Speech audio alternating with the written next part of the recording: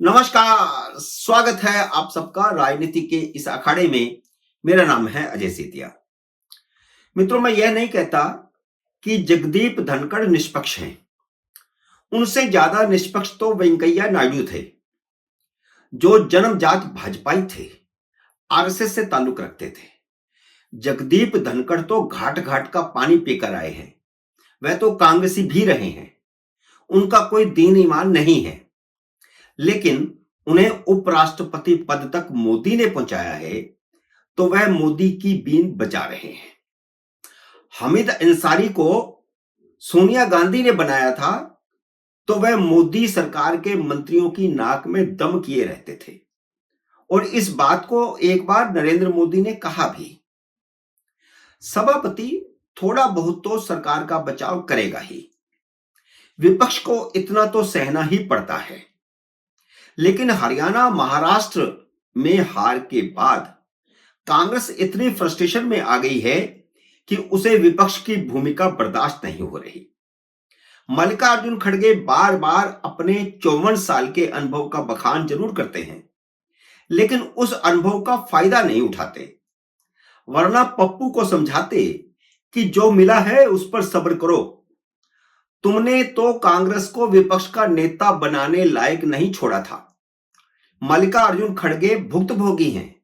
जब सोनिया गांधी ने 2014 में उन्हें लोकसभा में कांग्रेस का नेता बना दिया था, कांग्रेस संसदीय दल का नेता बना दिया था, तो वह विपक्ष के नेता नहीं बन सके थे। उसकी हैसियत उनको विपक्ष के नेता की नहीं मिली थी, क्योंकि कांग्रेस की सीटें सिर्फ 45 थी। मल्लिकार्जुन खड़गे के कांग्रेस अध्यक्ष बनने के बाद राहुल गांधी लोकसभा में विपक्ष का नेता बनने लायक हुए हैं। कांग्रेस की 99 सीटें कोई राहुल के बूते नहीं आई हैं। इसके पीछे संविधान और आरक्षण के झूठे प्रचार के अलावा स्टालिन, अखिलेश यादव, शरद पवार, उद्धव ठाकरे जैसों की भी भूमिका है। मल्लिकार्जुन खड़गे को राहुल गांधी को समझाना चाहिए था कि देश की जनता ने अडानी का मुद्दा ठुकराया है, उसे स्वीकार नहीं किया है। जनता ने जो भूमिका दी है उसे कबूल करो और दूसरों को भी करने दो। राहुल गांधी न तो अखिलेश को विपक्ष की भूमिका निभाने दे रहे हैं, न ममता बनर्जी को, न शरद पवार को, और न उद्धव ठाकरे को। इसलिए अडानी के मुद्दे पर ये चारों नेता किनारे हो गए हैं। यहां तक कि राहुल गांधी अपने अध्यक्ष मल्लिकार्जुन खड़गे को भी काम नहीं करने देते। सारी पार्टी को अडानी के मुद्दे पर लगा दिया है, जिस कारण उनका राज्यसभा में आए दिन जगदीप धनखड़ के साथ टकराव होता है।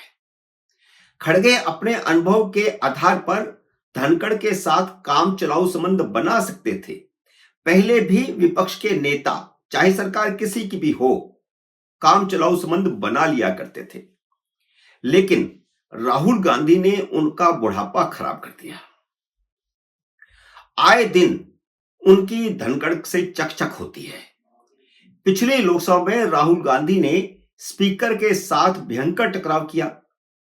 बात उनके खिलाफ अविश्वास प्रस्ताव तक आ गई थी। मोदी ने भी जिद करके 18वीं लोकसभा में भी उन्हें ओम बिरला को स्पीकर बनवा दिया, जिसके साथ आए दिन राहुल गांधी टकराव लेते थे और सदन से बाहर निकल के उनके खिलाफ आरोप भी लगाते थे। ओम बिरला के खिलाफ मोर्चा खोलकर राहुल गांधी को क्या फायदा हुआ, बल्कि ओम बिरला का ही फायदा हो गया।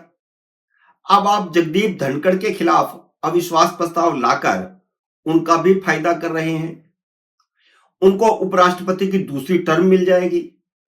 लेकिन राहुल गांधी ने ऐसा ऐतिहासिक काम कर दिया है जो 72 साल में कभी नहीं हुआ था।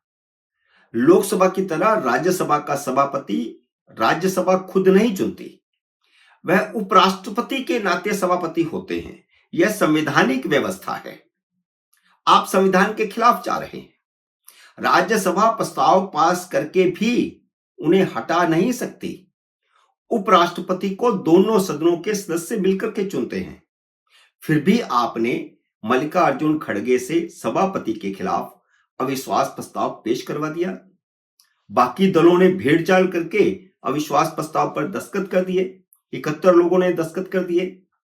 लेकिन क्या आपने सोचा है कि आप संविधान के खिलाफ जा रहे हैं, जिसको आप लेकर के घूमते रहते हैं?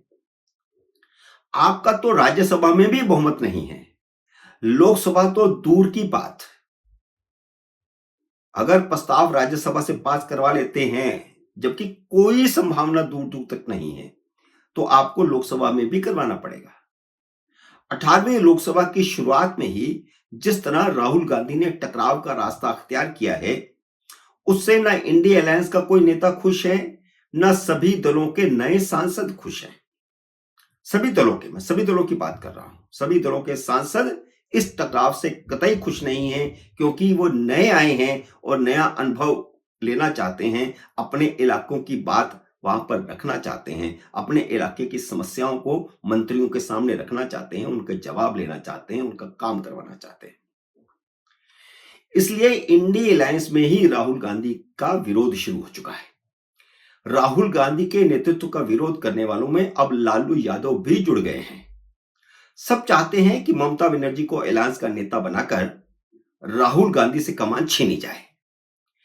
टीएमसी के नेता यह कहकर राहुल गांधी को उनकी हैसियत बता रहे हैं कि कांग्रेस का स्ट्राइक रेट 10% है, जबकि तृणमूल कांग्रेस का स्ट्राइक रेट 70% है।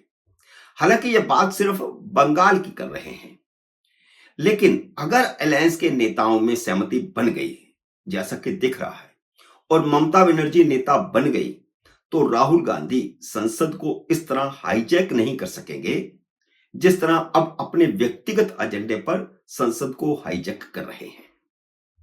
विपक्ष ने अडानी के मुद्दे पर राहुल गांधी के प्रदर्शन का बायकॉट करके उन्हें संदेश दे दिया है कि यह उनका व्यक्तिगत एजेंडा है, भाई बहन और मां का एजेंडा है।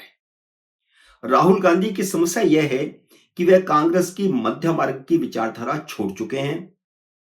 वह वामपंथियों के प्रभाव में आ गए हैं, जो सिर्फ प्रदर्शन, घेराव, चक्का जाम की राजनीति करते हैं। वे सारी उम्र भारत के उद्योगपतियों के खिलाफ जहर उगलते रहे, फैक्ट्रियां बंद करवाते रहे, प्रदर्शन, धरने करवाते रहे, जिस कारण भारत आर्थिक तौर पर पिछड़ गया। बाकी देशों के मुकाबले में काफी पिछड़ गया। भारत का विकास तब शुरू हुआ जब मनमोहन सिंह ने उदारीकरण की शुरुआत की। भारत के उद्योगपति, फिर चाहे वे अंबानी हो या अडानी हो या बिरला हो या बजाज हो या कोई और हो, सबने अपने काम में विस्तार किया। बाहर से भी भरपूर निवेश हुआ।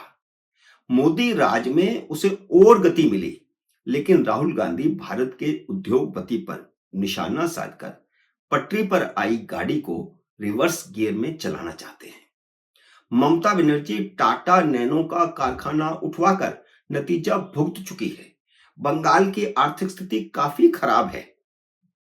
राहुल गांधी 5 साल तक राफेल करते रहे, अब पिछले 5 साल से अडानी अडानी कर रहे हैं, जबकि दोनों ही मुद्दे विदेशी हितों से जुड़े हैं। भाजपा ने जॉर्ज सोरोस के साथ सोनिया और राहुल गांधी के रिश्तों का सवाल उठाकर कांग्रेस को पहली बार ऐसा घेरा है कि उसे बाहर निकलने का रास्ता नहीं मिल रहा। इसलिए ममता और अखिलेश विपक्ष को महंगाई, बेरोजगारी और संबल जैसे स्थानीय मुद्दों पर लाना चाहते हैं, जनता के मुद्दों पर लाना चाहते हैं। अगर कांग्रेस विपक्ष की पटरी पर नहीं आई, तो बाकी विपक्ष कांग्रेस को प्लेटफॉर्म पर अकेला छोड़कर आगे बढ़ जाएगा।